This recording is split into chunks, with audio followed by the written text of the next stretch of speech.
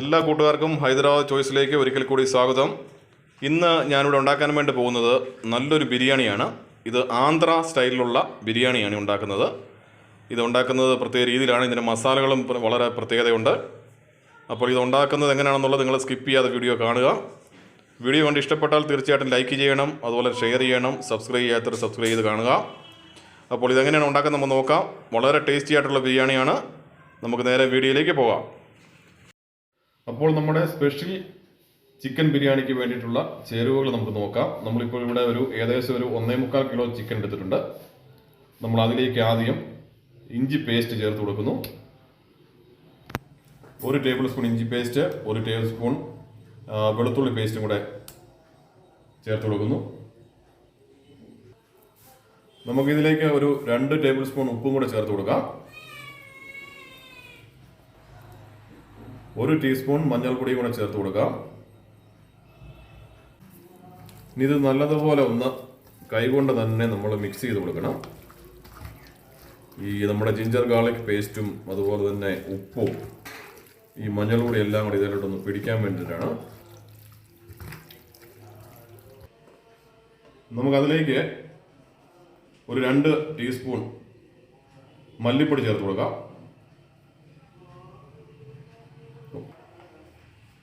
1 table spoon garam masala കൂടെ ചേർത്ത് കൊടുക്കാം.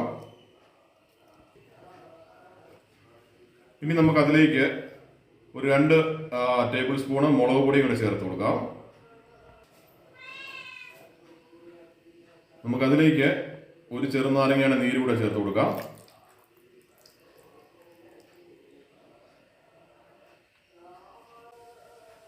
ഇനി നമുക്കതിലേക്ക് ലാസ്റ്റ് തൈര്, പുളിയില്ലാത്ത തൈര്, 1 കപ്പ് തൈര് കൂടെ നമുക്ക് ചേർത്ത് കൊടുക്കാം.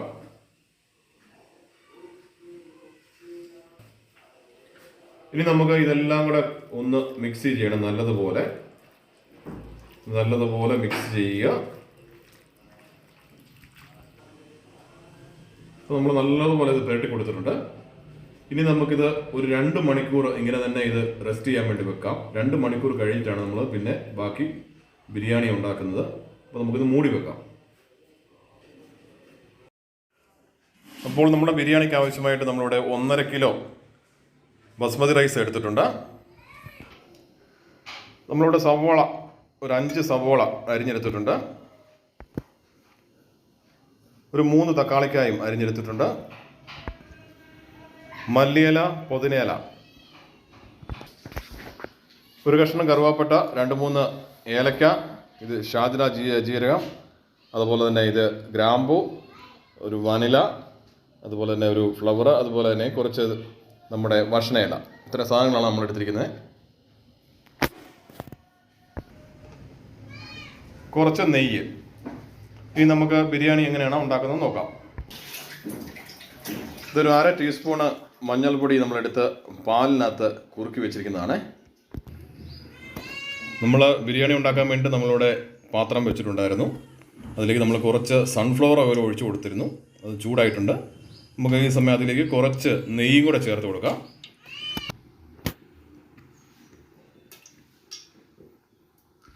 നെയ്യ് കുറച്ച് കൂടുതൽ ചേർത്താലും നല്ലതാണ്.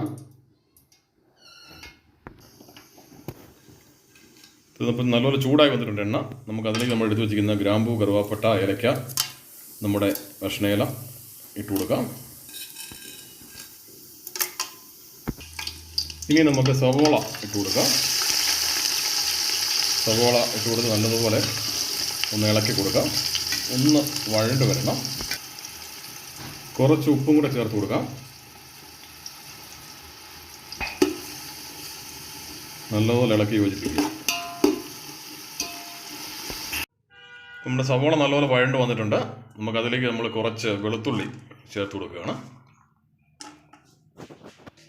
അതുപോലെ കുറച്ച് ഇഞ്ചി, പച്ചമുളകും കൂടെ ചതച്ചത് ഇട്ട് കൊടുക്കുന്നു. ഇഞ്ചിയും പച്ചമുളകും കൂടെ ചതച്ചും കൂടെ ഇട്ട് കൊടുക്കുകയാണ്.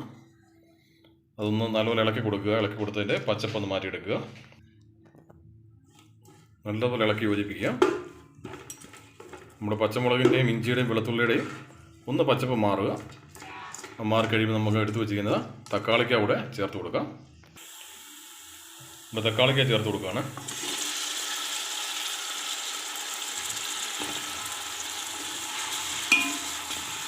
യോജിപ്പിക്കുക.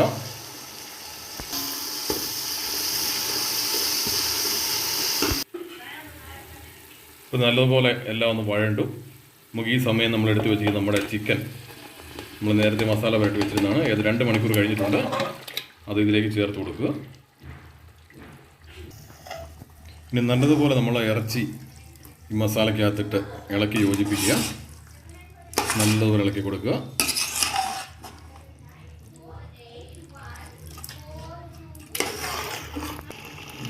അപ്പോൾ നമ്മളൊന്ന് മിക്സ് ചെയ്ത് കൊടുത്തു. ഈ സമയം നമുക്കിതിലേക്ക് കുറച്ച് മീറ്റ് മസാല നമ്മൾ ചേർത്ത് കൊടുക്കുകയാണ്. വീണ്ടും നല്ലതുപോലെ ഇളക്കി യോജിപ്പിക്കുക.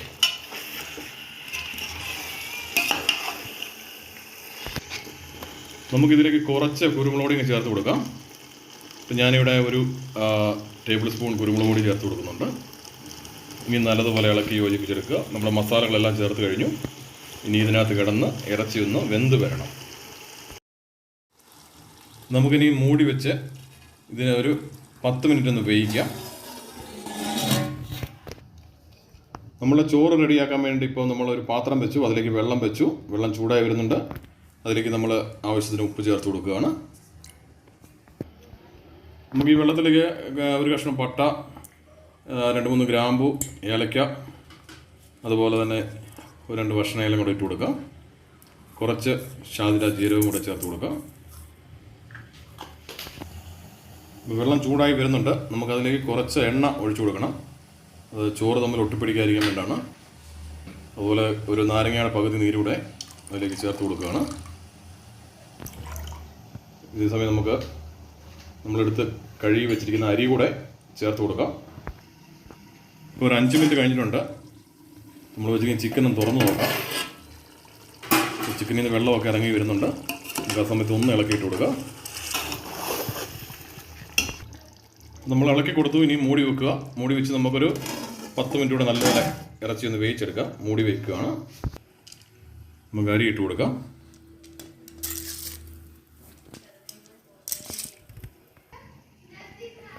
നമുക്കിനി അടപ്പൊന്നുകൂടെ തുറന്നു നോക്കാം. നമ്മുടെ ഇറച്ചി ഒരു വെന്ത് നല്ലതായിട്ടുണ്ട്. നമുക്കിനി ചോറ് നമ്മൾ ഊറ്റിയെടുത്തിട്ടുണ്ടായിരുന്നു. ചോറ് നമ്മൾ എടുത്തിരിക്കുന്നത് 3/4 വേവിലാണ്. ഇറച്ചി പകുതി വേവും. പകുതി വെന്ത ഇറച്ചിയുടെ മണ്ടയിലേക്ക് നമ്മൾ ചോറ് ഇട്ട് കൊടുക്കുകയാണ്. നമുക്കിനിയും അതിൻ്റെ മുകളിലേക്ക് കുറച്ച് മല്ലിയില ഇട്ട് കൊടുക്കാം.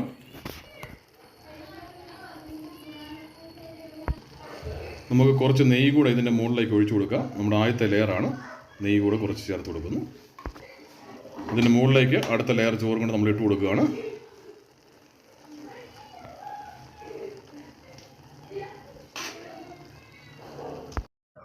അപ്പോൾ നമ്മുടെ സെക്കൻഡ് ലെയർ നമ്മൾ ഇട്ടു. അതിൻ്റെ മുകളിലേക്കും കുറച്ച് നമ്മൾ മല്ലിയില ഇട്ട് കൊടുക്കുകയാണ്. മല്ലിയില കുറച്ച് കൂടുതലുണ്ടെങ്കിൽ നല്ലതാണ്, നല്ല ടേസ്റ്റാണ്.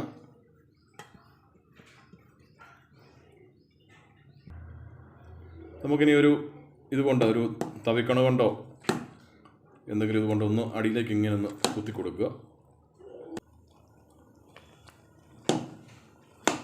ഇടയ്ക്കിടയ്ക്ക് അവിടെ ഇവിടെ ഒന്ന് കുത്തി കൊടുക്കുക.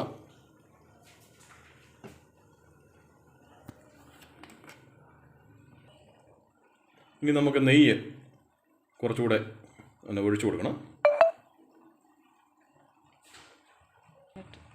ഇനി നമ്മൾ മഞ്ഞൾപ്പൊടിക്കകത്ത് നമ്മൾ പാലൊഴിച്ച് മിക്സ് ചെയ്ത് വെച്ചിട്ടുണ്ടായിരുന്നു. അത് നമ്മൾ ഒഴിച്ചു കൊടുക്കുകയാണ്. കാരണം ഇതൊരു കളറിന് വേണ്ടിയിട്ട് ചെറിയൊരു ഫ്ലേവർ കിട്ടാൻ വേണ്ടിയാണ്. നമ്മൾ ആർട്ടിഫിഷ്യൽ കളർ ചേർക്കുന്നില്ല. അപ്പോൾ മഞ്ഞൾപ്പൊടി ആകുമ്പോൾ നമുക്ക് കുഴപ്പമില്ല. അതിന് വേണ്ടിയിട്ടാണ് ചേർക്കുന്നത്. നമുക്കിനി ഇത് അടച്ച് വെക്കാം. നമ്മൾ ലോ ഫ്ലെയിമിലാണ് വെക്കുന്നത്. നമ്മളിതിൻ്റെ അടിയിൽ ഒരു പഴയ ദോശത്തവ വെച്ചിട്ട് ആ ദോശത്തവയുടെ മണ്ടയിലാണ് നമ്മൾ ബിരിയാണി ചെമ്പ് വെച്ചിരിക്കുന്നത്. കാരണം ചൂട് കൂടി കരിഞ്ഞു പോകാതിരിക്കാൻ വേണ്ടിയാണ്. നമ്മൾ അടച്ച് വെച്ചു. ഇനി നമുക്ക് ഒരു 25-30 മിനിറ്റ് നമുക്കത് വെയിറ്റ് ചെയ്യാം. നമ്മളൊരു 25 മിനിറ്റ് കഴിഞ്ഞു. നമുക്കിനി ഇതൊന്ന് തുറന്ന് നോക്കാം.